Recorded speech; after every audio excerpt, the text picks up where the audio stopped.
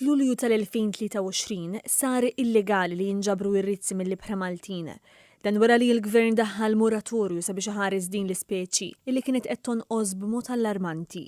Ir-rizzi għandhom irwol importanti fl-ekosistema tal-baħar għaliex jgħinu sabiex jinżamm bilanċ bejn bosta speċi u jikkontrollaw ukoll speċi aljeni invażivi.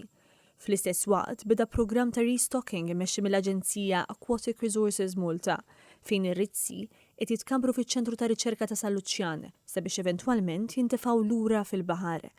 Illum dan il-proġett li qed isir b'kollaborazzjoni bejn Aquatic Resources Malta u Stilla Mare wasal fl-aħħar fażi tiegħu. Illum qed nimmarkaw pass ieħor importanti ħafna f'dan il-proġett sabiħ immens. Illum ospitajna kollegi tagħna mill-Università ta' Korsika, Stella Mare, fejn ġew Malta u flimkien ma' riċerkaturi u xjentisti Maltin tagħna ħadmu flimkien biex reġgħu għaddew il-proċess li din id-darba għandu jwassal sakemm ir-rizzi jiżviluppaw sa qies matur li nkunu nistgħu nirrilaxxaw fl-ibħra Maltin. Qabel bida l-proċess, l-Aġenzija kisbet il-permessi kollha meħtieġa u ħadet kampjuni tax-xewk tar-rizzi sabiex isiru testijiet tad-DNA.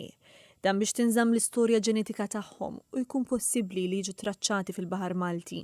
So these are the spines from them and we will keep them preserved so that we keep the genetic material. And then in a year's time when the juvenile urchins come back from Corsica, we will be able to match the juveniles to the parents. Il-Ministru għas-Sajd u l-Akwakultura Alisha Buġeja Sajd faħret ix-xogħol tal-Aġenzija u qalet li proġetti bħal dawn qed isaħħu r-riċerka f'Malta fil-qasam tas-sajd u tal-akwakultura. Ir-rilaxx tal-ewwel rizzi mkabra fil-laboratorju fil-Baħar Malti mistenni jsir is-sena d-dieħla meta jkunu laħqu maturità biżżejjed sabiex jgħixu fl-ambjent naturali.